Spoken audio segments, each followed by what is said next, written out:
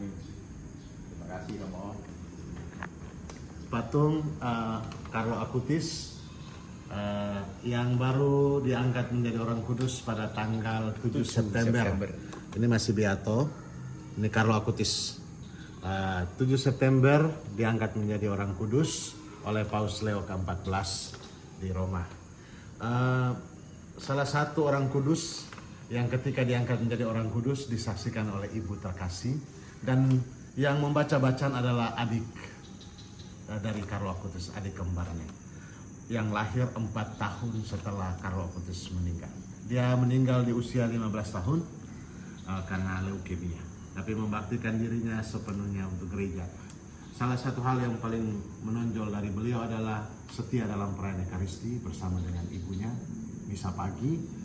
Kemudian karena kecintaannya kepada Ekaristi, lalu membuat website yang mengumpulkan mujizat-mujizat Ekaristi dari mana-mana untuk disebarkan. Dari orang muda yang milenial, dia tidak bermisi pergi kemana-mana, tetapi tulisan dan websitenya kemana-mana untuk mewartakan. Dan pelindung kaum milenial, IT, website IT, dan juga orang muda.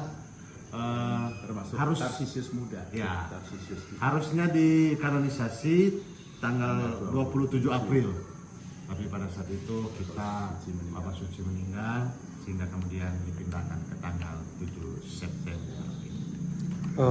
Satu kata untuk Beato kita ini, apa yang membuat gereja memutuskan mengangkat beliau anak muda ini sebagai seorang suci? Ada banyak bukti atau ada banyak kesaksian untuk orang bisa menjadi orang kudus.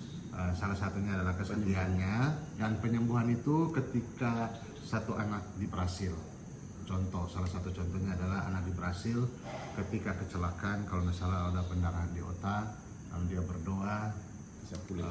Lalu kemudian di saat yang bersamaan itu pulih, dan itu menjadi salah satu contoh kesaksian berdoa bersama dengan Beato Carlo Acutis, Santor Carlo Acutis. Dan kata-katanya itu luar biasa, siapa yang setia dalam Ekaristi dan Rosario itu punya jalan tol menuju surga. Maka orang muda jangan lupa setia untuk ikut perayaan Ekaristi dan setia berdoa Rosario. Oke, saudara-saudara, hari ini kita kembali disegarkan bahwa Gereja Katolik itu masih meyakini, mempercayai doa bersama orang yang sudah wafat, ya. Doa bersama orang sudah wafat berdaya guna, karena di mata Tuhan semua orang itu adalah hidup.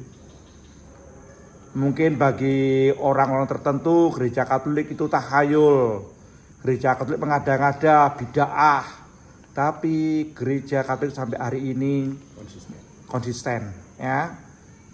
Di hadapan Tuhan semua orang itu hidup, dan Santo ini nggak pernah kemana-mana, tetapi dia menjadi misionaris dunia maya, ya, menjadi misionaris nggak kemana-mana, tapi jarinya, pikirannya, akal budinya bisa mewartakan kemana-mana, tidak terbatas oleh ruang dan waktu, agama, budaya, dan negara, asal apa ada kuota dan jaringan internet.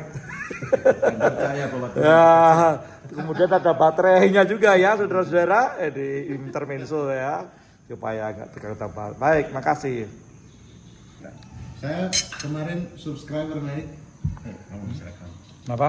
Gak apa-apa. Ini saya bagi umat yang belum punya patung, patungnya ini bukan menyembah patung, saudara-saudara, ikon kita, ya. Ini patungnya Romo Widi, diberkati oleh Romo Editaran yang megang saya. Pasti banyak orang yang pengen punya. Belinya di mana? Cari di internet, cari di web, tanya sama Cici, tanya sama Siri, tanya sama Google, ada di sana ya. Tidak perlu jalan-jalan ke toko. Check out.